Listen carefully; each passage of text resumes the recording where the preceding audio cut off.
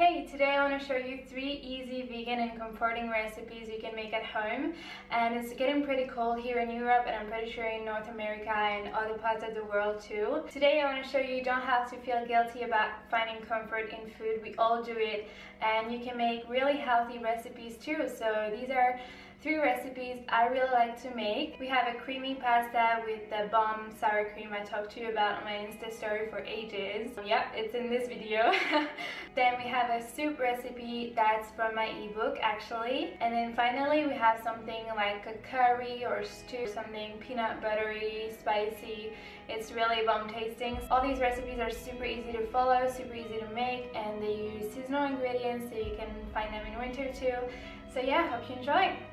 Alright, so we're going to start with the pasta recipe, which is pretty much the sour cream recipe. So you're going to start by soaking a cup of cashews overnight, or 4 hours minimum. And then once this is done, you can cook your pasta with the instruction you have on the package.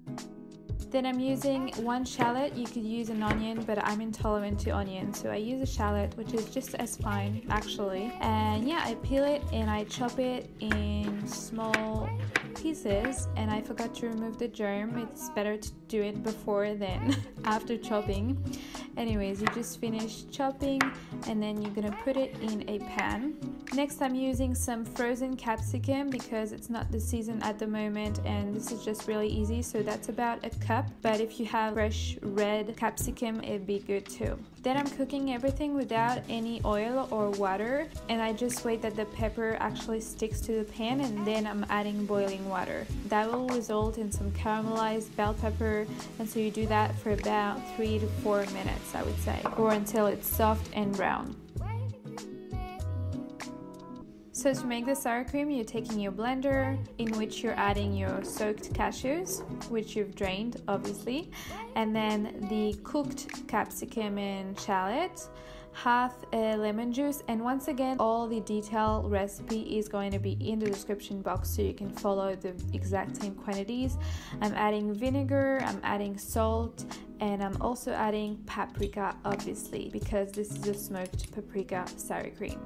Alright, then you just blend it, and at first it's gonna be kind of chunky. You're adding water as you go until you have like this really smooth consistency. It might take maybe 4 to 5 minutes.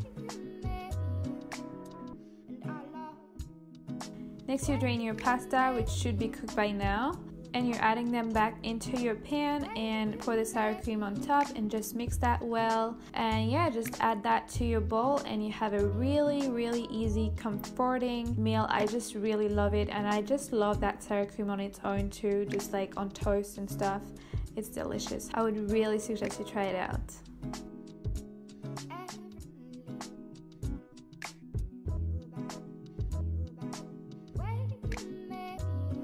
Next recipe is a cheesy cauliflower soup that's in my ebook. I just modified it a little bit because I didn't have all the ingredients, but again I'm using shallot. Now, as you probably know, I had an issue with those files and I lost them and I had to recover them, and that one just didn't make it, so it's just stopped here.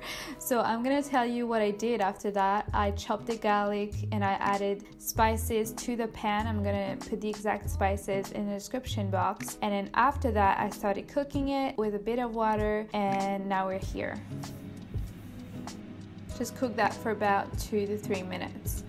Next, you're gonna take your cauliflower and you're gonna cut about 2/3, removing the middle part like I do, and then just roughly chop that. It doesn't have to be small. We're just gonna cook it in the pan.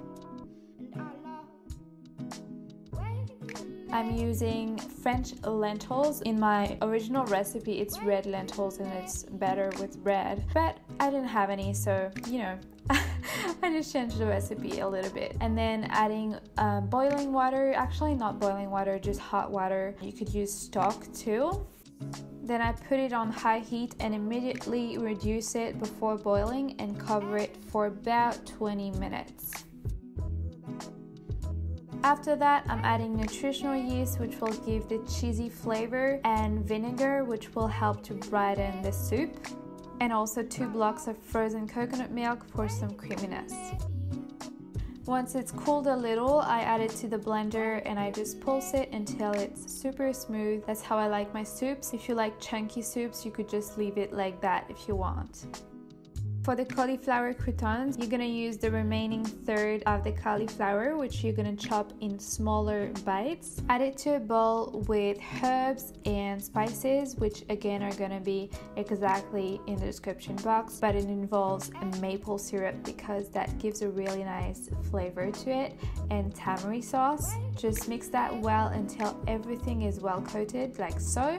Then you take a baking tray, which ideally would be lined with parchment paper, which I just didn't have, so I used foil. And you spread your cauliflower and you bake it about 20 to 25 minutes at 180 degrees, and then it's done. Just pour your soup in your bowl and add the crouton on top and you're good to go.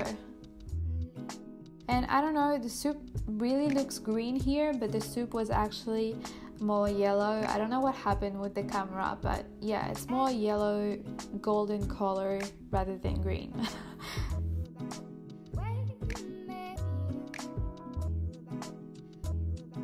Alright, finally we're gonna have this peanut butter spicy stew or curry. I couldn't decide which word to use. But again, I'm using a shallot. Yep, this gives a lot of taste to dishes. This time you want to really mince it as much as you can. Then you're taking a block of firm tofu that you're cubing, so I like to slice it in half and then slice it again, just as you can see.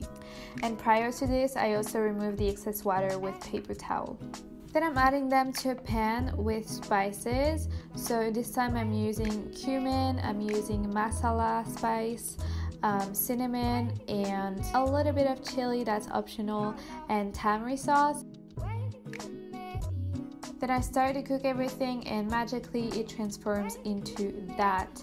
Just make sure it doesn't stick to the pan, just like stirring it for a couple of minutes.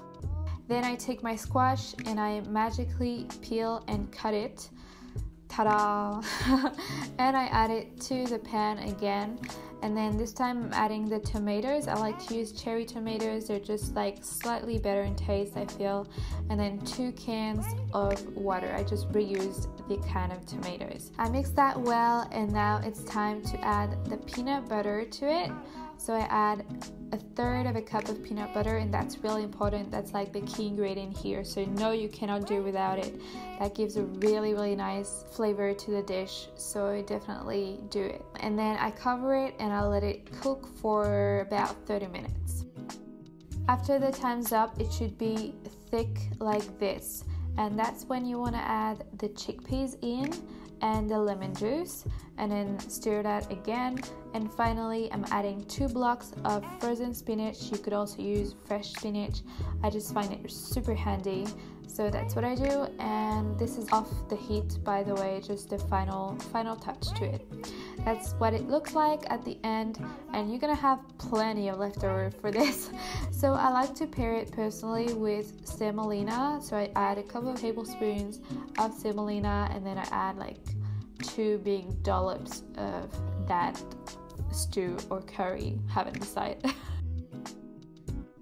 And finally I top it with some crushed peanuts for decoration and just for taste. And voila, here you have it. It's super delicious and it's actually super easy to make, and you're gonna have plenty of leftover, which is amazing news because it's even better the next day. Okay, so hope you enjoyed that video, and let me know which recipe you want to try. And also let me know in the comments, let us know in the comments, what is your favorite comfort food recipe. And even if it's not healthy, for example, or even if it's not vegan, I can try to recreate it for you healthily and vegan. And if you want, I can also do like a dessert edition of comfort healthy vegan dessert if that's something you want. Yeah, hope you have a wonderful day or evening, and hope to see you soon.